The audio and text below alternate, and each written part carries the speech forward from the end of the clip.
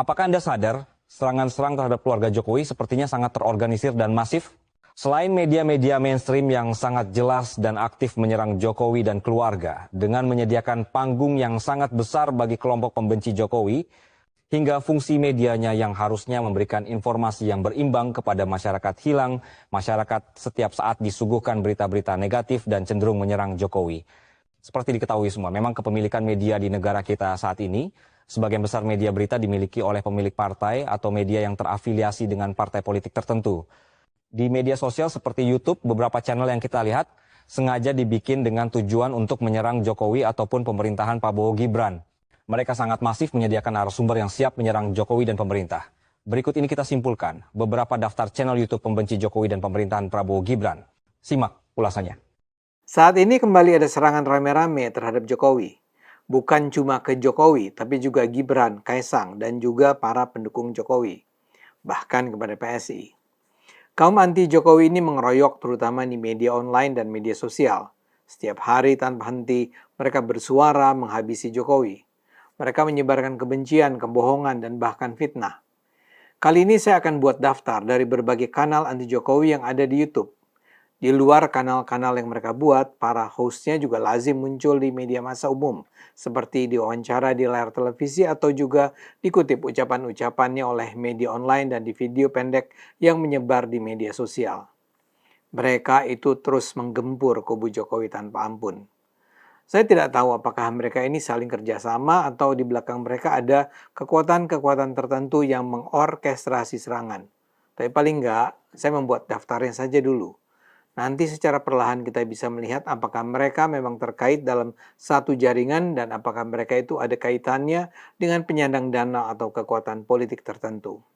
Gemburan mereka nampaknya sangat menguat terutama setelah dikeluarkannya keputusan abolisi dan amnesti kepada Tom Lembong dan Hasto Kristianto. Mungkin sekali mereka membaca keputusan itu merupakan pertanda bahwa Prabowo sudah menjauh dari Jokowi. Mereka juga melihat kubu Prabowo sendiri tidak menunjukkan batang hidungnya membela Jokowi. Karena itulah mereka merasa leluasa atau merasa sudah saatnya mereka kali ini menghabisi Jokowi, keluarganya, dan pendukungnya. Sebelum saya mulai sebut daftar kanal YouTube-nya, saya perlu jelaskan pula ada influencer-influencer tertentu yang tidak memiliki kanal tapi sangat aktif menyerang Jokowi. Di antaranya Roy Suryo, Rismon Sianipar, Dr. Tifa, Said Didu, Ray Rangkuti. Mereka ini sangat keras suaranya. Mereka juga lazim diundang ke berbagai media massa dan kanal YouTube yang akan saya sampaikan sebentar lagi. Tapi entah kenapa mereka sendiri tidak punya kanal. Jadi sekarang saya hanya akan menyebut kanal-kanal yang sudah berkelana di dunia maya. Pertama adalah Forum Keadilan. Di kanal ini ada 3 host yang jadi pewawancara narasumber yang kebanyakan anti Jokowi. Ada Darmawan Sepriosa, psikolog Reza Indragiri, dan Indra Piliang. Beberapa waktu yang lalu ada juga Pumpida Hidayatullah, mantan anggota DPR yang jadi anggota tim kampanye Ganjar Mahfud dalam Pilpres 2024. Tapi kelihatannya dia sekarang sudah berhenti. Tanpa Pumpida pun ketiga host yang saya sebut tadi tampil garang. Darmawan harus disebut secara khusus. Dia di masa Pilpres 2014 yang lalu, dia dinyatakan bersalah oleh Pengadilan Negeri Jakarta Pusat dan masuk penjara 8 bulan karena menyebarkan fitnah tentang Jokowi melalui koran yang dipimpinnya, Obor Rakyat. Karena latar belakangnya itu sangat bisa dipahami kalau Darmawan ini menyimpan dendam pada Jokowi. Kita bisa baca beberapa judul podcast di kanal Forum Keadilan selama seminggu 2 minggu terakhir ini tentang Jokowi.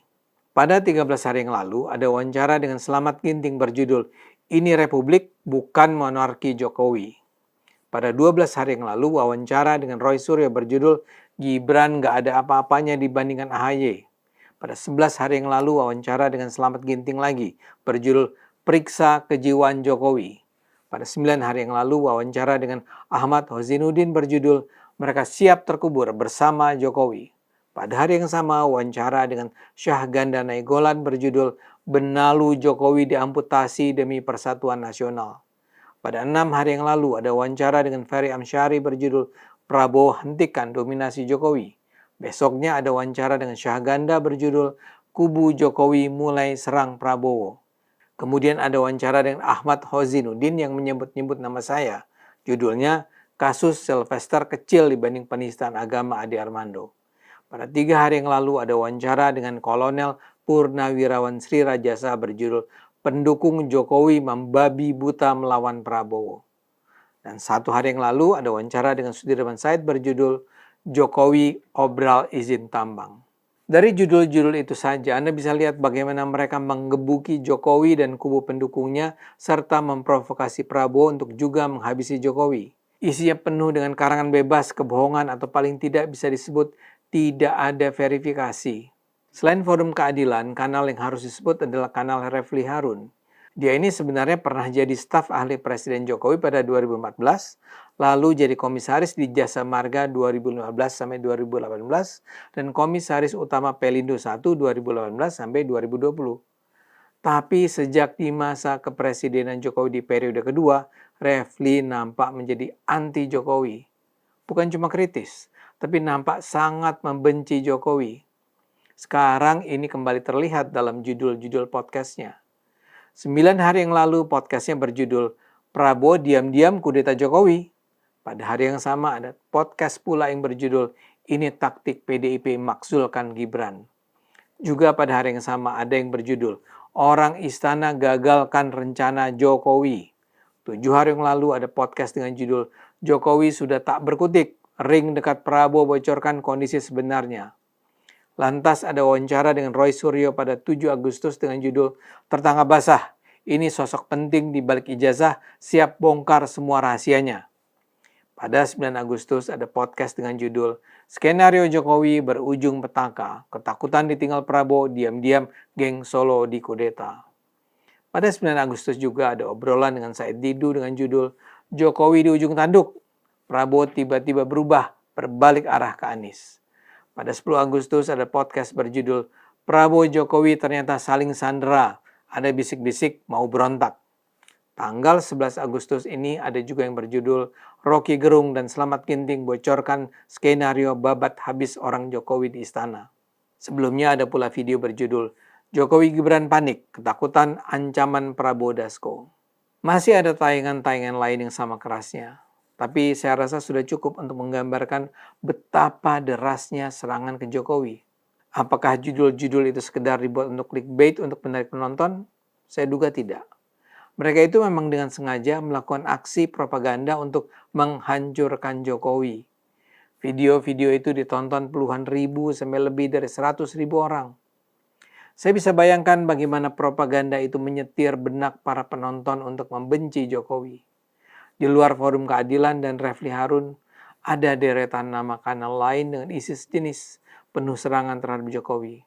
Ada kanal Rocky Gerung, kanal Hersu Beno Point, kanal Abraham Samad, kanal Bambang Wijoyanto, kanal Amin Rais, kanal Henry Satrio, kanal Ikrar Nusa Bakti, kanal Akbar Faisal, dan mungkin ada nama-nama lain yang tidak tercatat oleh saya.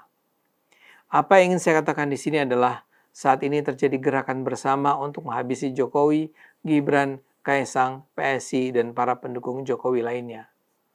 Buat saya sih mereka itu busuk dan pengecut. Tapi buat para pendukung Jokowi, ini adalah medan peperangan sesungguhnya. Kita harus melawannya, bukan dengan menyebarkan kebohongan, melainkan dengan kebenaran. Terpaksa kita tidak boleh diam. Dan saya percaya Tuhan akan selalu melindungi orang-orang yang memperjuangkan kebenaran. Pasti sih melelahkan, tapi memang tak ada pilihan lain yang dapat dilakukan. Ayo gunakan akal sehat, karena hanya kalau kita gunakan akal sehat, Indonesia akan selamat. Kalau kamu suka dengan pembahasan ini, jangan lupa tekan tombol like ya. Tulis juga pendapatmu di kolom komentar, aku selalu baca dan balas. Dan kalau belum subscribe, sekarang waktu yang tepat, biar kamu nggak ketinggalan konten menarik lainnya. Share juga ke temanmu, supaya kita bisa diskusi bareng. Sampai jumpa di video selanjutnya.